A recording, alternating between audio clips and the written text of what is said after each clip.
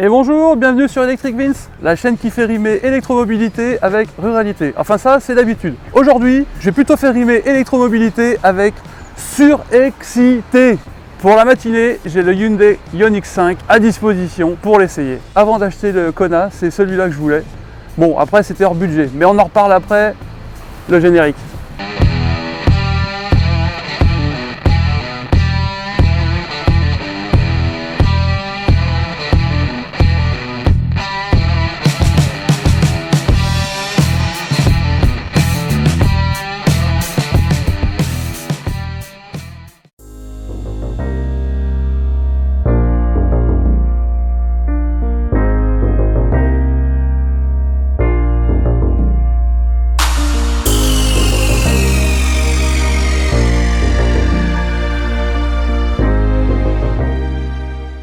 Le Ioniq 5 est sorti, il a surpris tout le monde par son design et je dois avouer qu'il est quand même super sympa avec des lignes on va dire faussement coupées à la serpe. Donc le design de cette voiture est super moderne avec plein de petits détails du genre des passages de roues comme ça profilés qui vraiment on dirait que c'est fait pour que l'air glisse dessus. C'est vraiment, je trouve ça super original.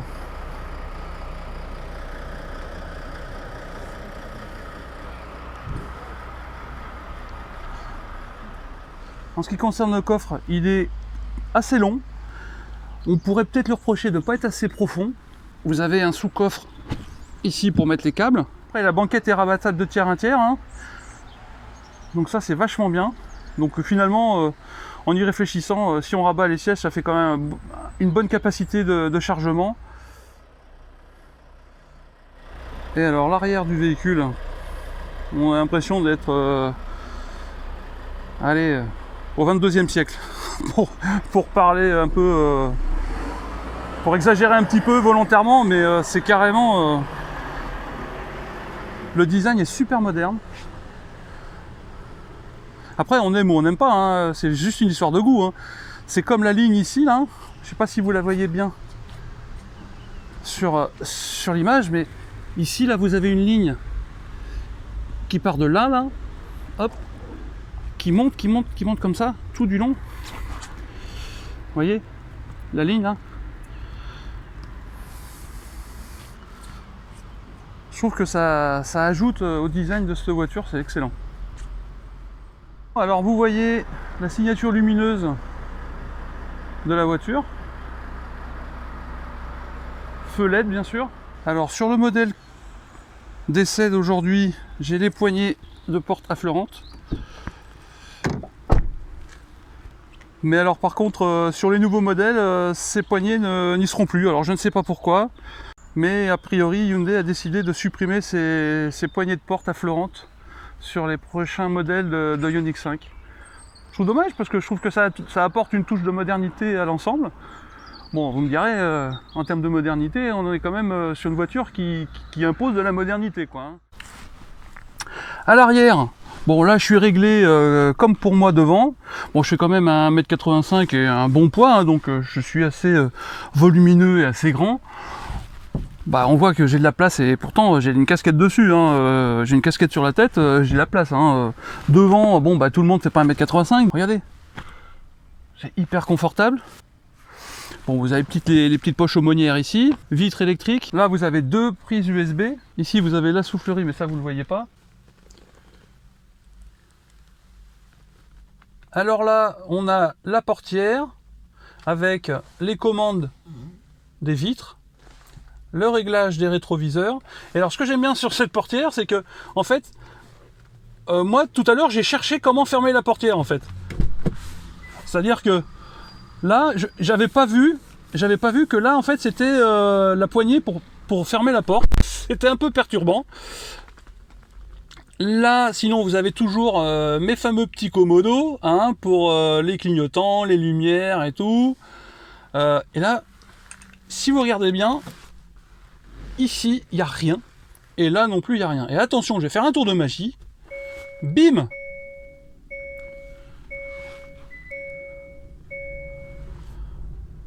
Et ben c'est apparu, comme par magie, Je vais éteindre la clim parce que ça commence à être un tout petit peu... Hop, voilà. On éteint la clim. Ici, vous avez l'écran de conduite. Là, vous avez l'écran d'info divertissement. Ici, vous avez donc le bouton de démarrage du véhicule, le bouton de marche-arrêt et de volume de la radio. Là, un petit bouton pour changer de station. Ça, c'est des boutons d'accès rapide à l'écran ici, selon ce qu'on veut. Si on veut média, voilà. Si on veut la navigation, ou si on veut juste la map. Ça, c'est le bouton de votre commande favorite sur l'écran d'info divertissement. Ici, vous avez le bouton pour avoir accès à la caméra qui se trouve derrière le véhicule. Donc même en étant à l'arrêt ou même carrément en avançant, vous allez voir ce qui se passe derrière, ce qui est quand même un peu perturbant quand on n'a pas l'habitude. Ensuite, vous voyez ici, là, tout ça, bah, c'est la commande de la ventilation. Alors vous l'avez également ici, hein, c'est-à-dire que si je clique là, normalement, hop, ça devrait apparaître ici sur l'écran. Donc là après, soit je gère sur l'écran, soit je fais mes réglages ici sur cette partie là du tableau de bord. Donc moi ici je suis quand même bien content, j'ai tous mes petits boutons, tous mes petits commodos, je suis pas obligé de tout faire à l'écran, moi ça me va très bien. Là on a le bouton pour choisir son mode de conduite, éco, normal ou sport. Il y a même un mode snow. Donc là, il faudrait que je me renseigne, mais le mode snow, a priori, c'est pour vous aider à circuler un peu plus facilement par temps de neige. Donc en dessous, vous avez une prise 12 volts et une prise USB. Et alors un truc, moi, que j'adore, la coudoir centrale qui coulisse. Et on voit qu'ils ont vraiment étudié le truc à fond. Donc là, vous avez le chargeur à induction. Là, vous avez des rangements, d'accord. J'ai déjà commencé à mettre mon bazar dedans.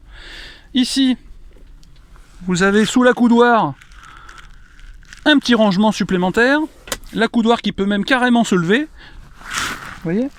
Donc ça, c'est quand même sympa aussi. Vous avez des petits rangements dans les contreportes. Alors, sur certaines versions, vous avez des LED dans les portières. Là, vous avez des LED dans les portières.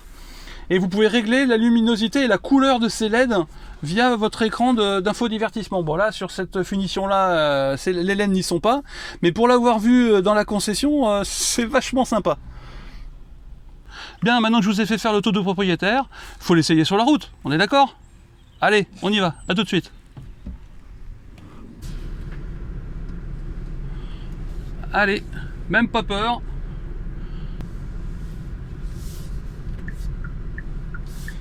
Alors la première impression, c'est une impression de volume qui se dégage de l'intérieur de cette voiture.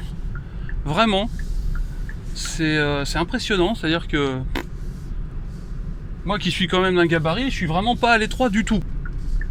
Bon là je roule en mode normal, hein, bien sûr, hein, parce que j'ai pas encore, je pars juste de la concession. Alors, je vais me prendre quelques petites routes histoire de voir ce qu'elle a un peu en termes d'amortisseur. J'essaye d'expliquer aux gens comme moi qui habitent la campagne avec des petites routes de campagne que bah, peut-être que c'est possible de rouler en électrique et de se faire plaisir en même temps, quoi. Vous voyez?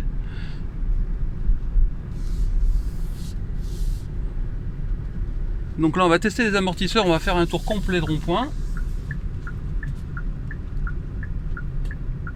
Bon écoutez, je dois dire que c'est quand même super confortable, quoi, vraiment.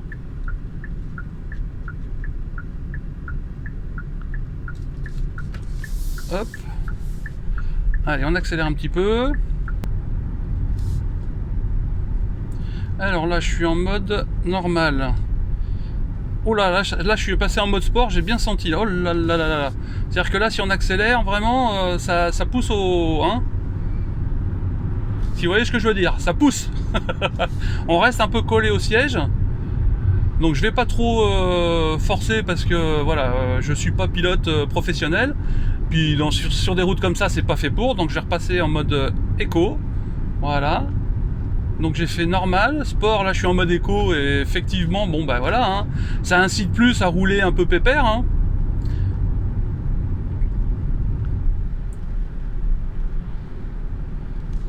Donc je vais faire comme sur mon Kona, je vais désactiver le lane assist. Parce que sinon il a tendance à vouloir me remettre dans le droit chemin comme on dit, alors que j'aime bien être maître de mon véhicule, si vous voyez ce que je veux dire. Hyundai, ils sont quand même connus pour faire un lane assist qui est parmi les meilleurs. Non vraiment, à conduire c'est vraiment que du bonheur cette voiture. Hein. Et toujours quelque chose inhérent aux voitures électriques, c'est-à-dire c'est le silence de fonctionnement quoi. Il n'y a pas un bruit, l'insonorisation est vraiment très bien. Les voitures passent, j'entends rien. Je croise des voitures, bah écoutez, je les entends pas. Hein.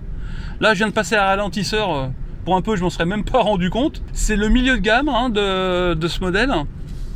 Donc, c'est pas le haut de gamme. Hein. Il y a deux, trois petites choses qu'il n'y a pas, hein, mais pour ça, je vous invite à vous rapprocher de votre concessionnaire Hyundai pour avoir plus de détails sur les finitions des voitures. Hein. Moi, c'est pas, voilà. C'est pas ce qui m'intéresse. Hein. Moi, ce qui m'intéresse, c'est vraiment le confort à bord, c'est le confort de conduite, c'est le look aussi, parce que pour moi, une voiture, on doit se faire plaisir. Hein. Donc, si on doit changer de voiture pour passer sur une électrique et acheter une voiture qui nous plaît pas, c'est pas cool, quoi. Bah là, c'est là. Alors, d'aucuns diront que c'est un petit peu clivant. Alors, clivant, c'est un mot que j'aime pas. Mais alors effectivement, hein, le look, le design hyper moderne, volontairement moderne, peut en décevoir. Enfin, pas décevoir, c'est pas le mot, mais peut déstabiliser certaines personnes. Mais je pense que c'est volontaire. Et moi, j'aime bien. C'est-à-dire que voilà, on en a marre des voitures qui sont plus ou moins toutes faites sur le même modèle, hein, sur la même base. Alors que là, vraiment, on sent qu'ils ont profité du fait qu'ils repartaient de zéro. C'est-à-dire que c'est une plateforme spécifique voiture électrique chez Hyundai. Et Hyundai, ils ont vraiment profité que c'était une voiture conçue pour l'électrique. Donc, ce que je vous expliquais tout à l'heure, la coudoir centrale qui coulisse, bah ça c'est quand même une super idée. Donc on peut mettre un grand sac ici devant la coudoir. Et puis à la limite, si on veut se mettre de biais, si on est passager, paf, on peut mettre ses pieds là. Enfin, c'est vraiment... Non, j'aime beaucoup. Alors après, vous allez me dire, oui, je suis pas objectif, c'est parce que j'ai déjà une Hyundai. Peut-être, qui sait.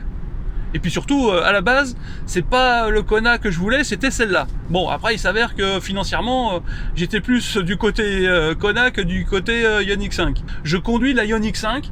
Et alors je sais pas si ça se voit dans mes yeux, probablement pas, mais je suis comme un ouf. Je suis vraiment très content de la conduire.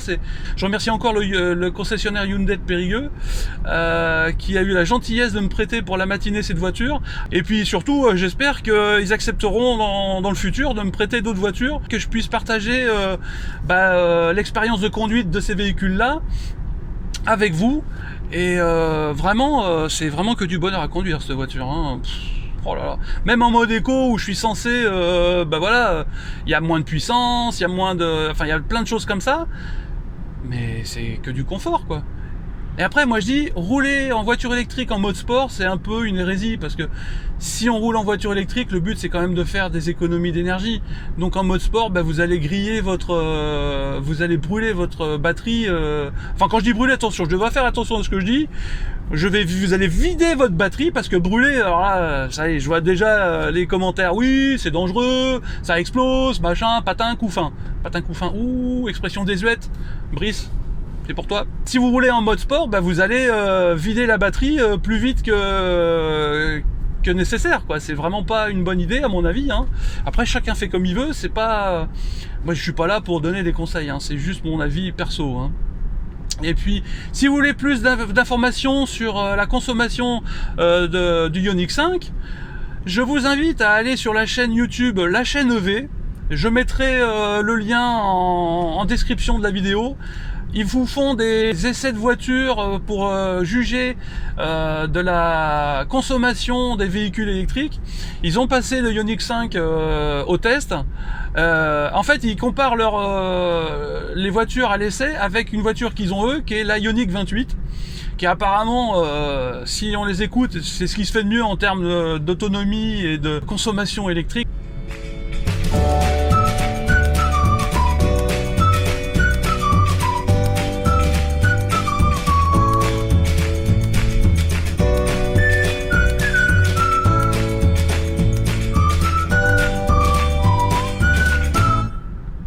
Si je teste la régénération, si je lève le pied, ah ouais, ça freine un peu quand même, hein. Je suis en mode quoi de régénération? En 3e niveau, là je suis en 2e niveau, là je suis en 1er niveau, et là j'ai 0 régénération, d'accord. Bon, voilà, moi j'aime bien avoir un maximum de régénération, ça vous augmente l'autonomie du véhicule. À la prochaine occasion, je fais demi-tour et on va aller essayer sur 4 voies. Bon là dans les virages vraiment... Bon après je fais pas d'excès de vitesse non plus, hein. Je suis à 80 là, j'ai l'impression pour un peu... J'aurais presque l'impression de rouler à 50 tellement c'est confortable. Un critère important aussi quand j'achète une voiture, c'est que faut que je sois à l'aise dans la voiture. Regardez, je sais pas si vous le voyez à l'image, mais j'ai vraiment beaucoup d'espace pour me mouvoir. On serait deux, il y aurait quelqu'un à côté de moi, on serait comme des pachas.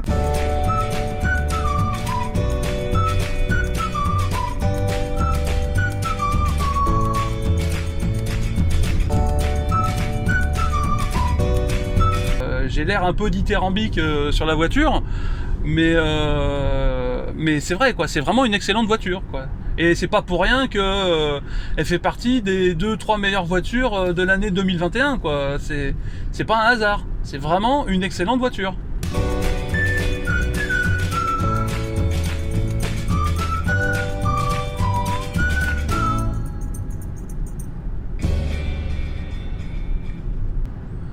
Si vous aimez les essais de véhicules électriques comme ça, si vous voulez que je vous en fasse d'autres, n'hésitez pas à me mettre en commentaire. Plus j'aurai de gens qui demanderont ce genre de choses, plus je pourrai aller voir les concessionnaires pour leur dire voilà, est-ce que vous pouvez me prêter un véhicule pour que je fasse un essai vidéo sur cette voiture quoi. Donc là je vais profiter que c'est un peu calme sur la route pour vous dire abonnez-vous, cliquez la petite cloche des notifications, un petit pouce bleu vers le haut si la vidéo vous plaît.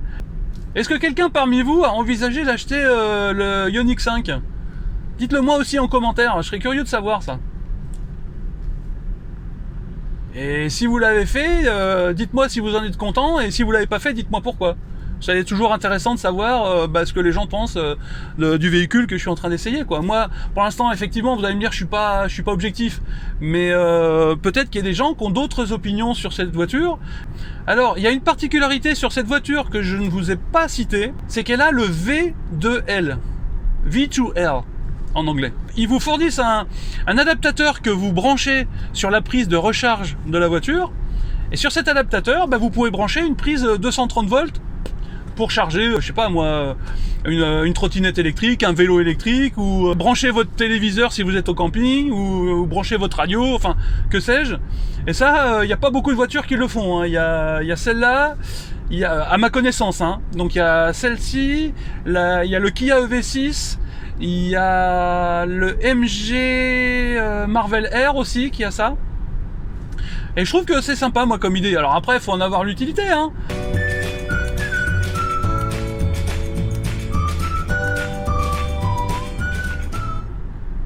Bon, la voiture freine bien, bon on sent qu'elle est un peu lourde, hein, mais franchement, de bons freins, puis de toute façon elle est aidée par la régénération d'énergie, hein. Je suis au maximum, donc...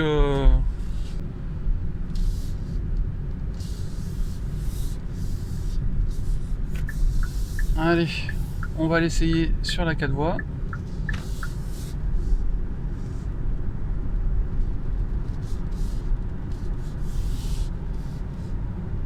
Donc là, hop, je vais me mettre en mode sport, hop. Ah oui, je perds quelques kilomètres d'autonomie, hein. Voilà, donc on accélère. J'ai mon détecteur d'angle mort qui m'indique effectivement que j'ai un danger, mais hop, nickel, il s'est écarté. Oui, je l'avais vu, tout va bien. Je reviens en mode normal. Donc j'ai remis le lane assist.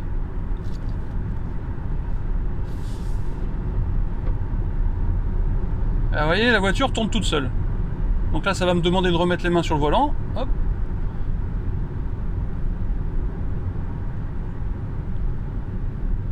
Mais alors sur l'autoroute, si vous avez des longs trajets, c'est quand même que du bonheur, hein, ce genre de choses. Hein.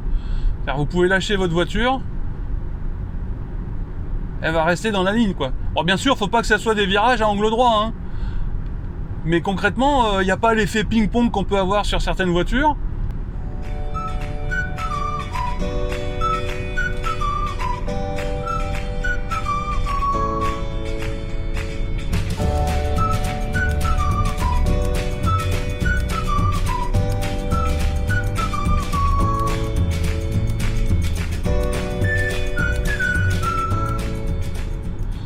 Il n'y a pas de mystère, hein, sur l'autoroute aussi, hein, c'est que du bonheur cette voiture. Hein. Je dirais même que c'est là son terrain de jeu préféré, moi.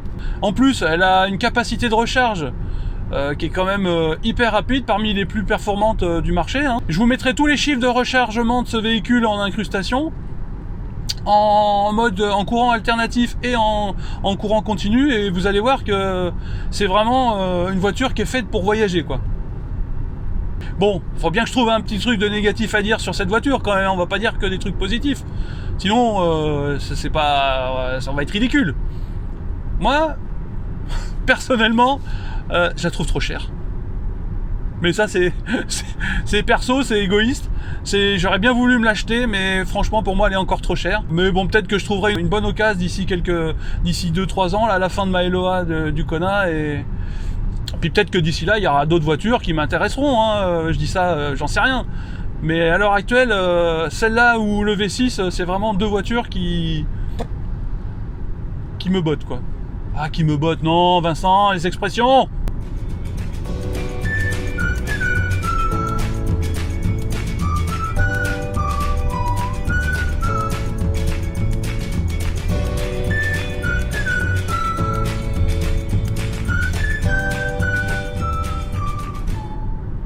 Je vais aller à l'aire de repos du Saint-Laurent-sur-Manoir pour faire remettre un peu d'énergie, parce que bon, je leur ai pris quand même 5-6% de batterie, donc ce serait bien que je leur rende avec la même capacité. Hein. C'est vraiment, pour moi, c'est important. Ça s'appelle le savoir-vivre. Bah, ça va me permettre de tester la borne de recharge sur la station qui se trouve à côté de Périgueux. Alors je sais pas si c'est une borne rapide ou si c'est une borne en courant alternatif, mais je vais vite le savoir. Alors j'espère que c'est une borne rapide, comme ça je vais pas y passer des plombs, vu que celle-là elle accède vraiment une grosse puissance de recharge. Je l'ai remise à charger sur une borne en courant alternatif, donc là on voit qu'elle accepte du 11 kWh. Donc je vais patienter gentiment pendant une petite heure, là, histoire de leur remettre un peu de batterie, et puis je leur ramènerai après.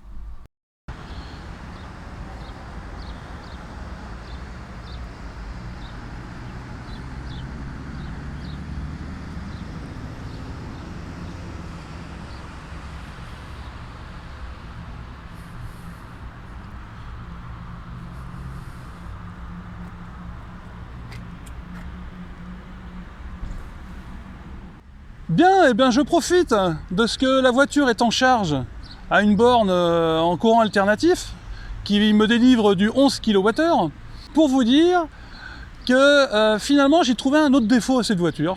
Il en faut bien un quand même, hein. C'est la position de la trappe de recharge. Alors, comme ça, ça paraît anodin, mais le fait qu'elle se trouve à l'arrière du véhicule comme ça à droite, bah, ça m'a posé un problème tout à l'heure. J'étais à une station service d'autoroute pour la mettre en charge, et le câble, bah, il n'était pas assez long. Que je me mette en avançant ou en reculant sur l'emplacement dédié à la recharge du véhicule, le câble n'était pas assez long. Alors c'est pas le câble fourni par Hyundai, hein. C'est le câble de combo CCS fourni par la borne de recharge qui n'était pas assez long, et donc du coup j'ai dû abandonner la recharge rapide pour une recharge en courant alternatif. Ce qui me va très bien aussi, hein. Voilà, j'ai le temps, mais une recharge qui aurait pu me prendre 10 minutes, là, ça va me prendre une demi-heure, quoi. C'est le petit défaut, le petit plus de la maison, hein, comme on dit. C'est le petit défaut qu'il fallait que je trouve. J'en ai trouvé un, je suis content. Alors, on va laisser passer le camion, parce que là, c'est une tannée. Voilà, le camion est passé, donc maintenant, je peux conclure ma vidéo. J'espère que la vidéo vous aura plu. Lâchez un petit pouce bleu vers le haut, abonnez-vous, cochez la petite cloche des notifications si vous voulez suivre toutes les vidéos qui vont arriver. Et je vous donne rendez-vous très bientôt pour une prochaine vidéo sur Electric Vince.